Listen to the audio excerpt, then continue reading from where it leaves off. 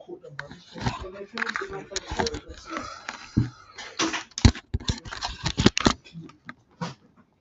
Alright, bring it back, man.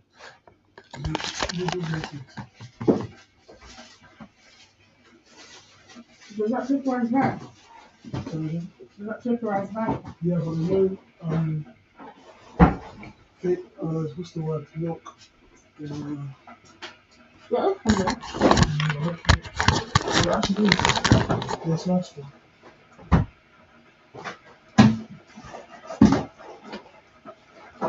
Is there anything in the freezer? No. Yes.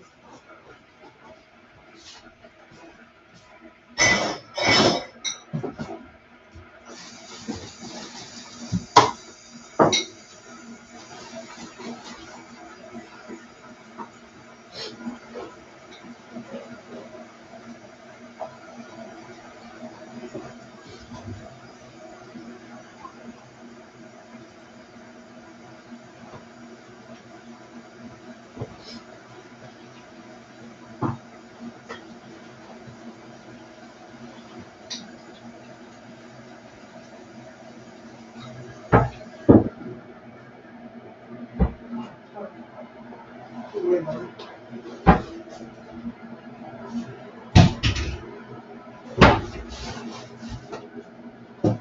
I'm actually in about What's that? no, What's that? I'm actually about Juicy because I didn't know until actually upset about what happened on So, yeah, so. She just put on the front. She kept putting on her like industry friend. Yeah, so she was upset. you know muffins and chocolate spread like this. All of that. Yeah, all the time.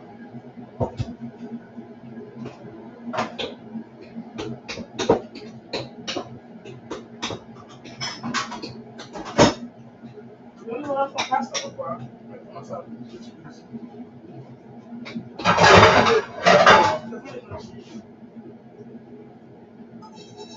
Let's make a bit extra now.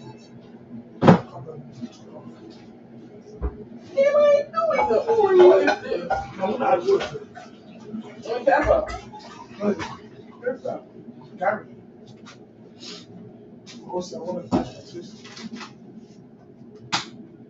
Where you going? Nowhere. I was about to do rugby. Oh, never done rugby. Okay. No, I meant I would. I mean, to go to. No, the nigga's finished. What do you mean? How you been? No, I didn't go. What's the difference? I was about to go. What? Let's go. As in, I had this on for about 2 hours. Okay. Should I make this spaghetti or pasta shape? Anything at this point.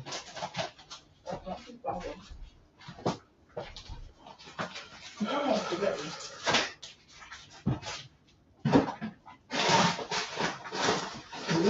You can't even have. Is this one for jollof rice? I don't eat rice. Yeah, but I'm saying because I could do spaghetti jollof. It's not even over there. Oh, man, that was done right. No, there's no like.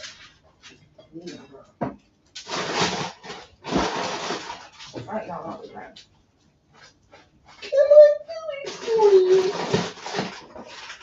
I'm gonna use this because I'm hungry. Huh? I'm gonna use this.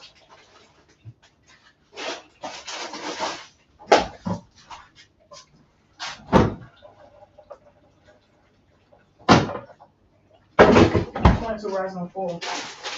What? Rise and fall. Just show it. Oh. I think I need to watch. Yeah, everyone keeps saying watch everything. It's like, Yeah, because if you watch it on time, you wouldn't have it popped up. what are you talking about?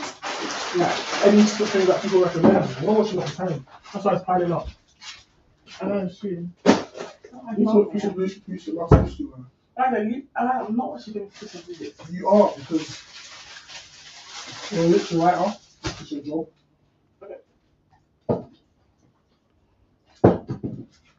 Leave me alone.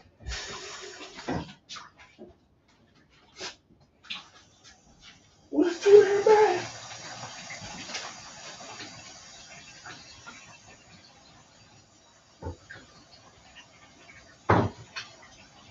I'm trying, Brandon.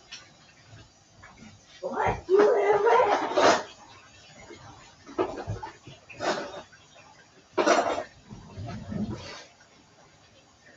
Nothing to nothing about coming.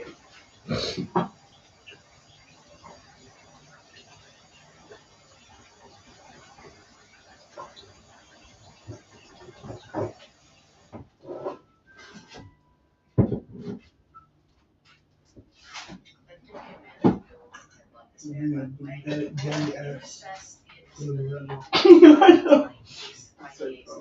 I just don't mind to do food chocolate board. A ballistics firearms expert for the state was also called to stand during the trial motions, whether or not they must testify during trial. If allowed to testify, it would be a and all testimony would argue that the spent shell casings found near Madden's body matched the spent shell casings in other parts of the Moselle property. After matching the markings on the bullet casings, Paul Greer came to the conclusion that Maggie was killed with a family gun.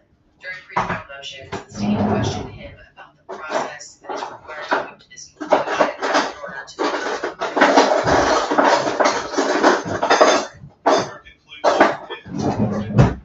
report. Each examiner will examine the evidence, arrive at a conclusion, write those conclusions down. At that point, another court qualified examiner will examine the evidence and arrive separately at their conclusions. If those both the same, then the reviewing examiner will sign off on those conclusions so that a report can be drafted. As also part of that process, the entire case file and report are reviewed for a technical review and administrative review before the report is released. Of course, it was the defense's opinion that he should not be allowed to testify during the trial because of the scientific validity of his findings or lack thereof. During cross-examination, however, Paul stuck to his original conclusions, and Judge Clifton Newman ultimately ruled in favor of the state. And it's also important to note that several days before these motions were heard in court, the defense also filed a motion to admit the testimony from blood spatter expert Tom Bedlow and anyone whose conclusions about the blood spatter were derived from Mr. Bevel's findings. Now, this motion is lengthy, but important. As I showed you in part 2, when officers arrived at the scene of the crime, Bevel was wearing a white t-shirt. Now, this white shirt was analyzed and processed to determine if it had traces of human blood and high-velocity blood spatter on it. And because the stippling on the bodies proved that they were shot in close range, the shirt he was wearing would likely indicate this high-velocity spatter.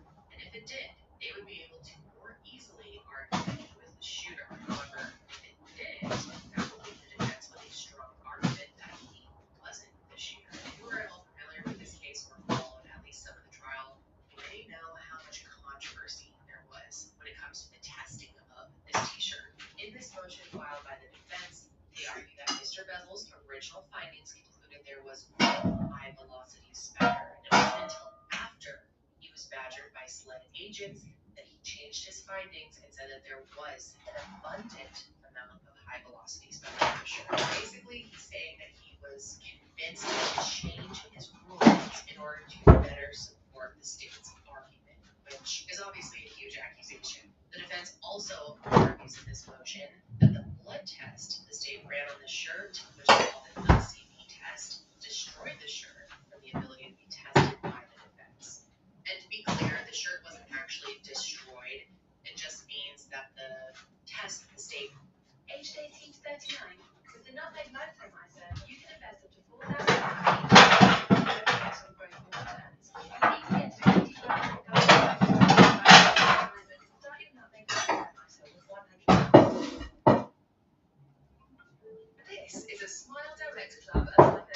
It's how Smile Direct Clubs ran on it would prevent other tests from being done on it as well, but the physical shirt itself still exists. Motion continues to say that if all of this wasn't bad enough on its own, another expert who examined the shirt for the state came to a slightly different conclusion than Mr. Beth. And if it's not obvious, that's really bad for the state. I mean, they have two experts coming up with two different conclusions about blood spatter, and that could leave a lot of room for doubt. So then the defense filed another motion trying to pivot the testimony from the second expert named Deputy Kenneth Lee Kinsey. However, they were unsuccessful. Okay, so that's pretty much all you need to know about the pre-trial motions.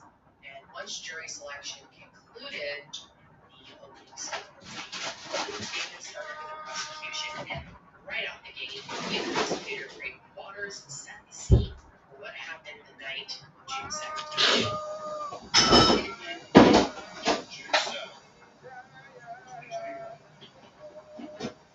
Defendant's property, Moses Road, Carlton County. Son Paul Murdoch Jr. standing in a small pink Mercedes outside.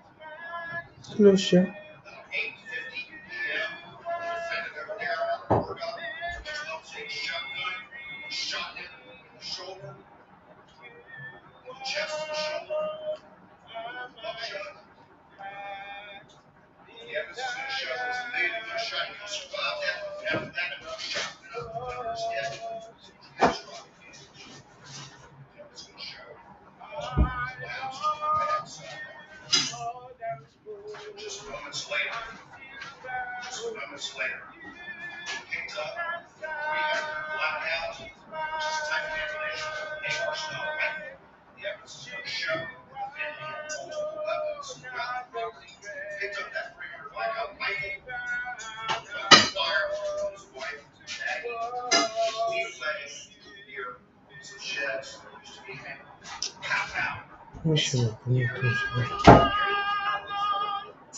during that time, Creighton painted a picture of the terror that Maggie and Paul faced, highlighted just how he and his team were going to convince the jury beyond a reasonable doubt that Alec was the man who was responsible for their deaths. So the evidence that he prepared to present included the 911 call from the night of the murders, statements and body cam footage from responding officers, the 3 recorded statements that Alec gave to law enforcement, ballistics evidence showing that the ammunition at the scene matched the other ammunition suggesting that it was a family gun that killed both Maggie and Paul, GPS location data from Alec's vehicle, as well as cell phone data from Alec, Maggie, and Paul's phones. And there was a very big bomb dropped during his opening statement, and that is that there is video evidence of Alec at the scene of the murders minutes before this was the first time that people had heard this, and it was big news, and it ended up being a crucial piece of evidence in the trial. And it's really what the prosecution used to ultimately get Alec to admit that he lied about his crimes. The evidence is going to show that Lieutenant Alan Murdoch over there told anyone who would listen that he was never at those kennels. The evidence is also going to show that these has to do with this one. he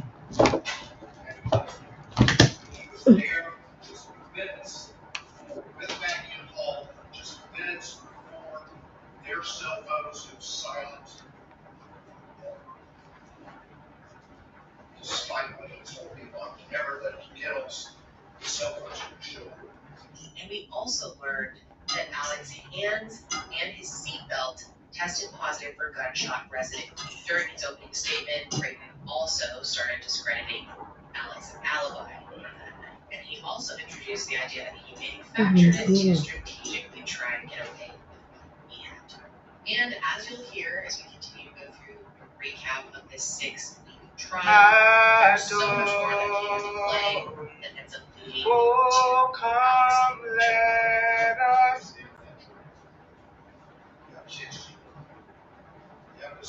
Let us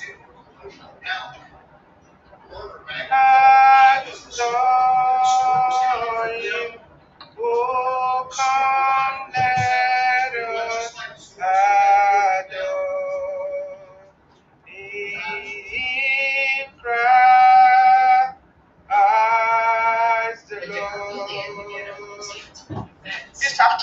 In the mighty name that we follow, all those who believe, when you believe that it is true, that Jesus is the Son of God and that He came to die and rise again because of you and me, you will be saved. So today, I want to let you to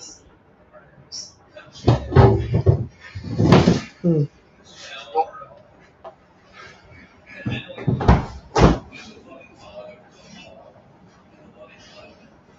Mm.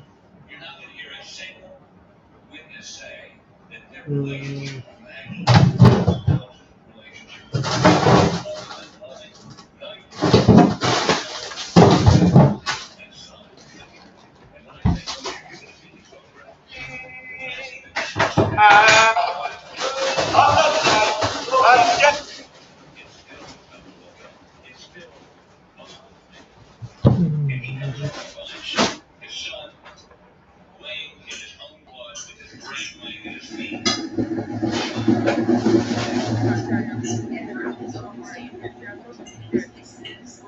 Evidence they presented not only cast doubt that Alec wasn't responsible for his crimes, but conclusively proved guilty.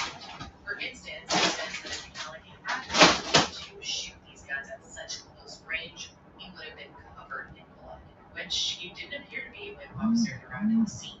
They also argued that he would have had time to clean up the crime scene and clean himself up, get rid of the murder weapons, and go back to his mom's house.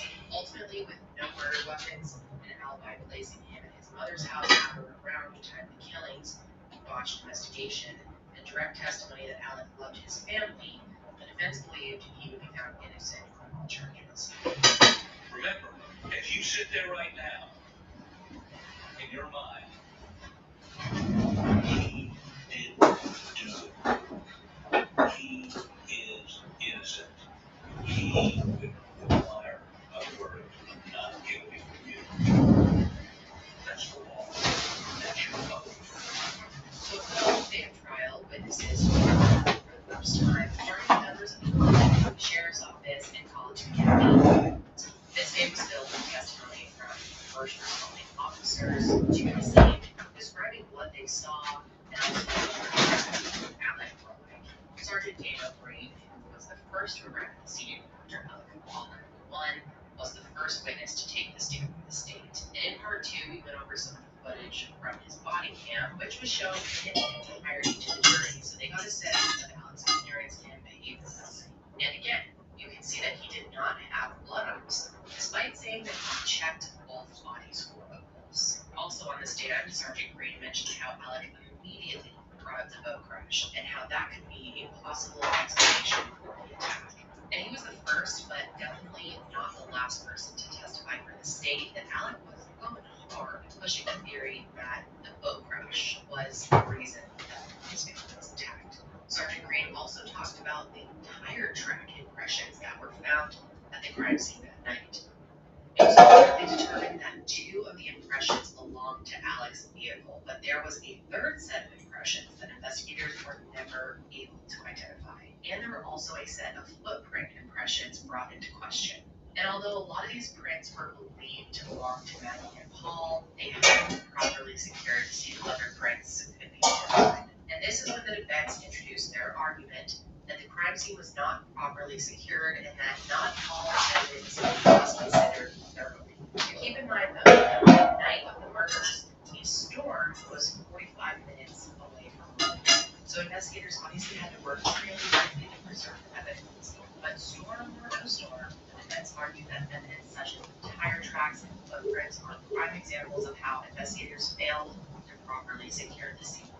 One officer at the scene even left a bloody footprint in the feed room where Paul's body was found, and clearly that's not a good look for investigators. This also really fit their argument that SLED set their sights on Alec as the killer right away. They basically argued that they didn't look into any evidence that might prove otherwise. And to support this, the defense brought up the initial statement from authorities that said there was no threat to the public in the aftermath of Paul and Maggie's murder, as this would suggest that investigators knew already he was responsible. So basically, the defense is arguing that SLED agents decided that Alec was the murderer and conducted their investigation accordingly. We also heard from Corporal Chad McDowell on the fourth day of trial, who laid out what he saw at the crime scene.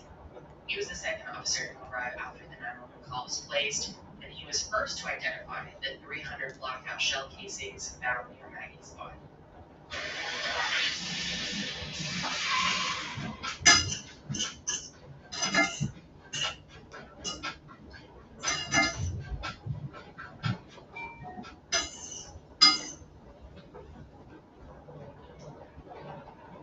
His testimony really helped lay the groundwork for the rest of the state's witnesses. Lastly, Wednesday, the jury heard from Colleton County Sheriff's Office Captain Jason Chapman, and he was among the first arriving officers who secured the scene before SLED arrived and took control of the investigation. And he also gave some really important testimony about Alec touching the bodies that night. Basically, he explained that based on the amount of blood and the position the bodies were laying in, anyone who tried to take their pulse would get loaded. That is the scenario their group was in. Where they got bleeding pulse, where they don't touch the bodies, and basically what they're touching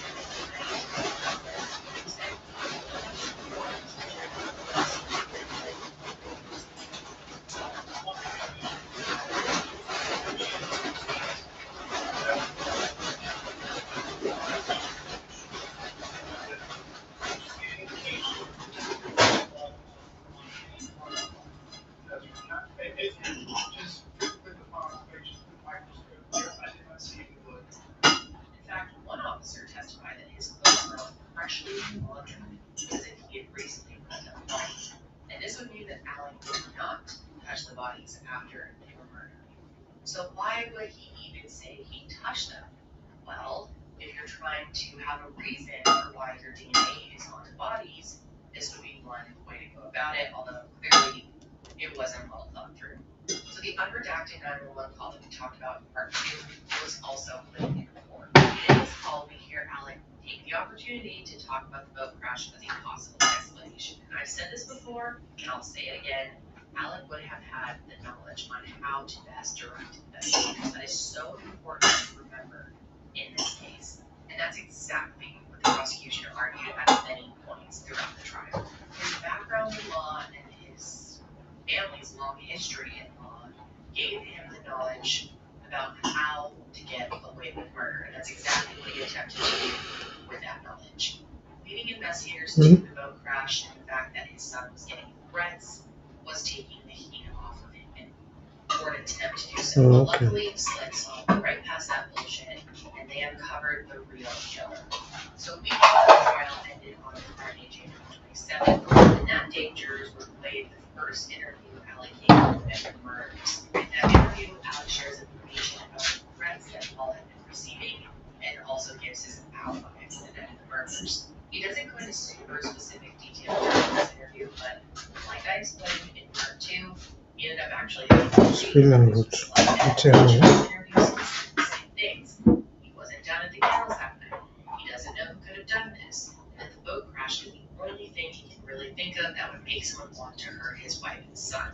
Detective Laura Rutland, who was in the car that night with David Owen conducting that first interview, was called to the stand that day as well, and she confirmed that Alec's clothes appeared to be freshly laundered. However, cross-examination was made.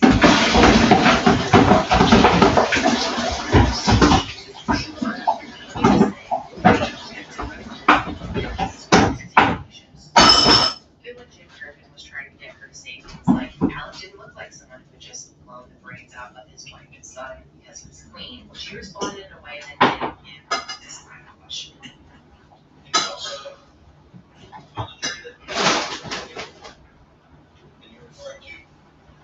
The shirt was clean, right? Correct. The shirt was clean, right? Correct. Remember the litany of Mr. Matters? Shorts, shirt, shoes were clean, right? That's correct. He was clean, right? To my visual eye. To your visual eye, it did not look like he had just blown his son's head off inside of the feed room, splattered everywhere. Blocking the right then. In your mind's eye, that night on June 7th, did he look like someone had just blown his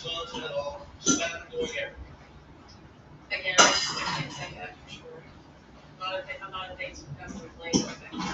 During the cross-examination, Jim Griffin also tried to point towards Alex's cooperation. He brought up the fact that he willingly told SLED that they could search his property. Basically, in their eyes, why would a guilty man allow this to happen? But in reality, you have to consider that Alec had never actually gotten in trouble for the times that he had broken the law.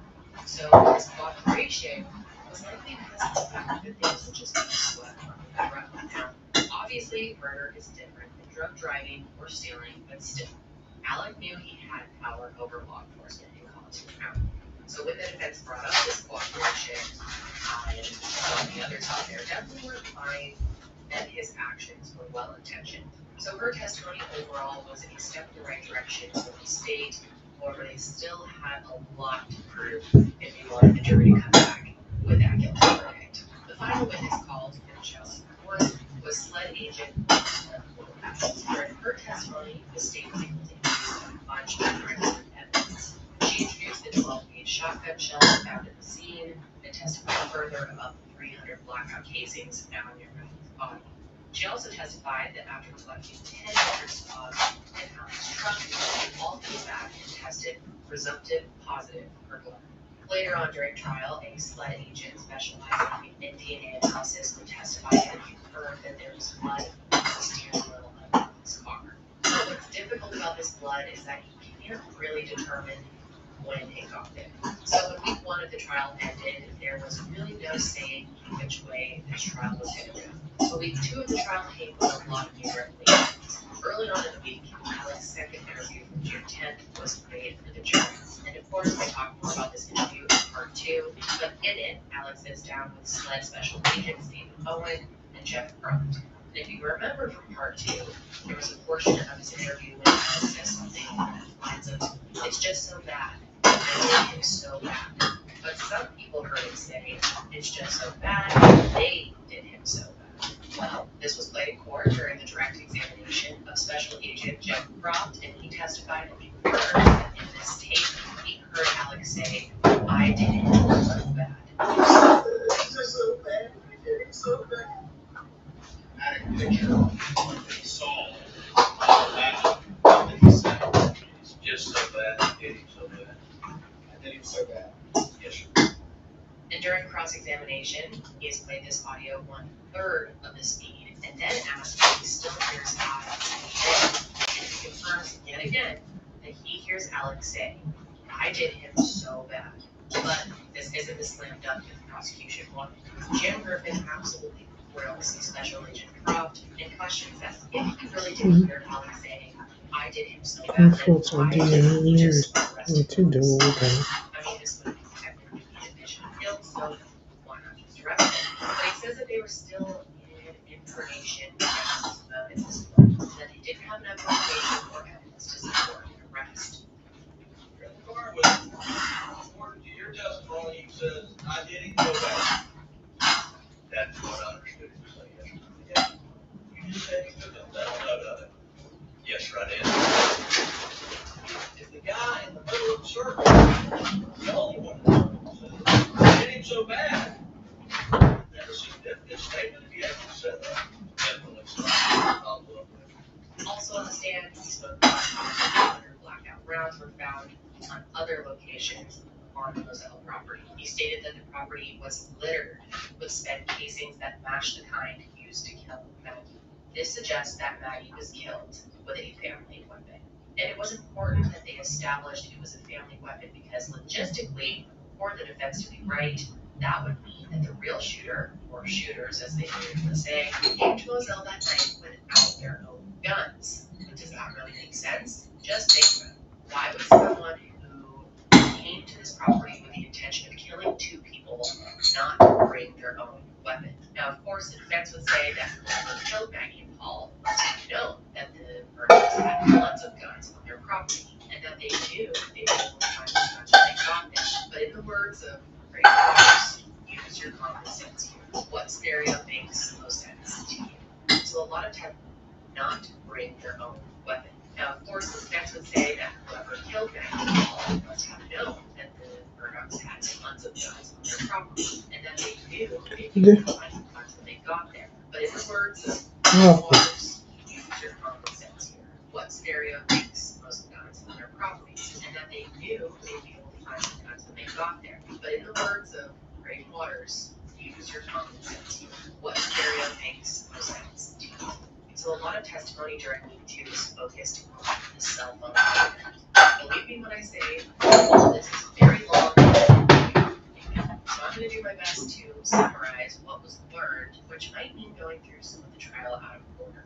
So Lieutenant Britt Dove, a supervisor for SLED's Computer Crimes Division, testified about the data he collected from Alan, Maggie, and Paul's phones. His data retrieval allowed him to collect text messages, call logs, and other physical features from the phone, such as movement and when display was changed.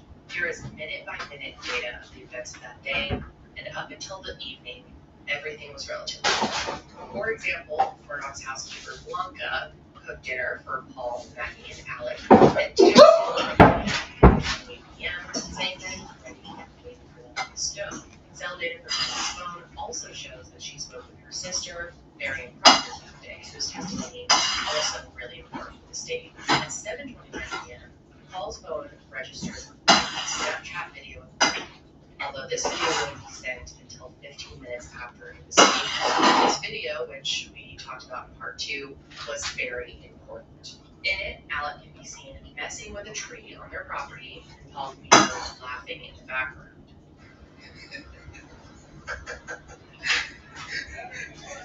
But what's substantial about it is the clothing that Alec is seen wearing in that video. And it doesn't match the clothing that he's seen wearing in all the demos of the video. Testimony later on during the trial from the Murdoch's housekeeper Blanca, the clothing Alec was wearing in the video was not the same clothing that people left to go with that one. And she knew this because she helped him fix his collar that way.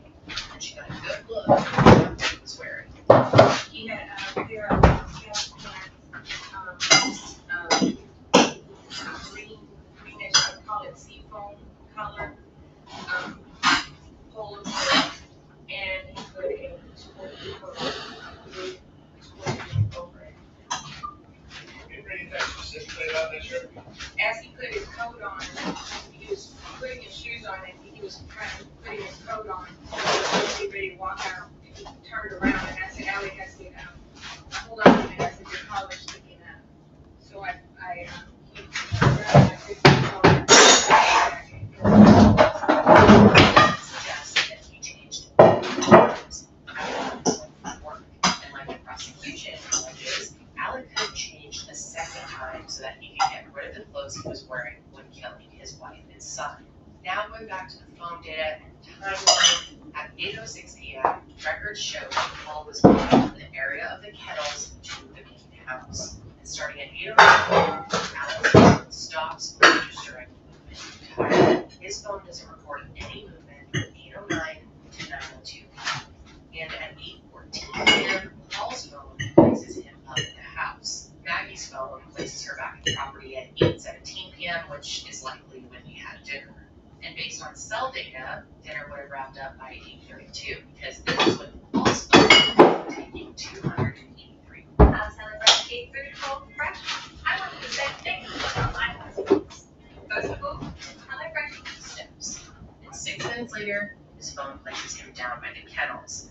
And Maggie's phone also recorded a significant amount of steps, which is consistent with going down to the dog kennels. And at 8:40 p.m., Paul's phone. And last picture is to his good friend, yes,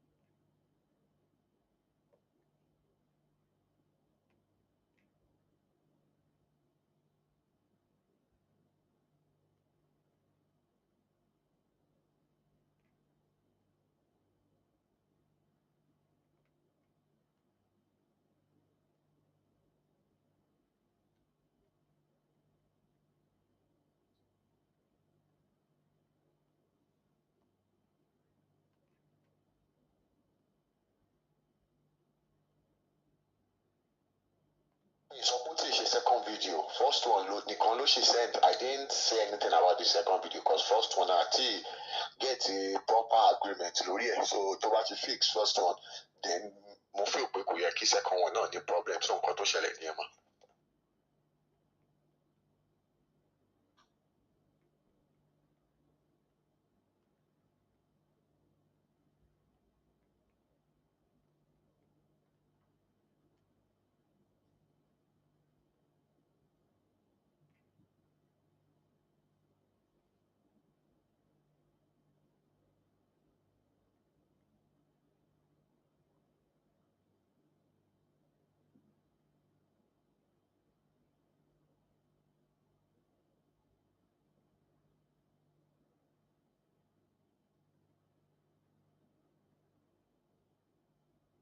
When?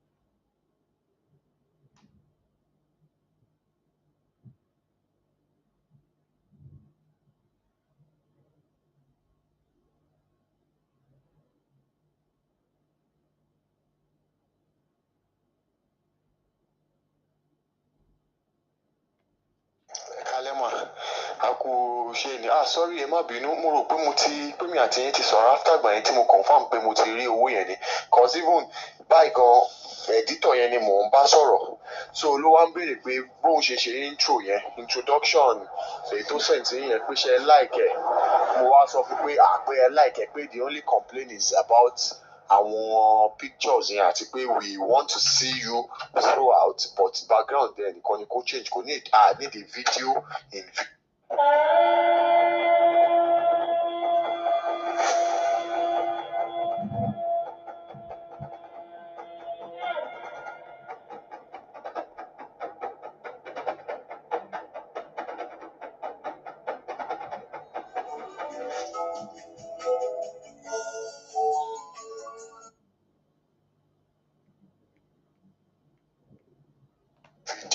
so I don't understand so I'm waiting for his feedback tó bá ti ṣe so I will keep you posted ma ẹ má bínú ma.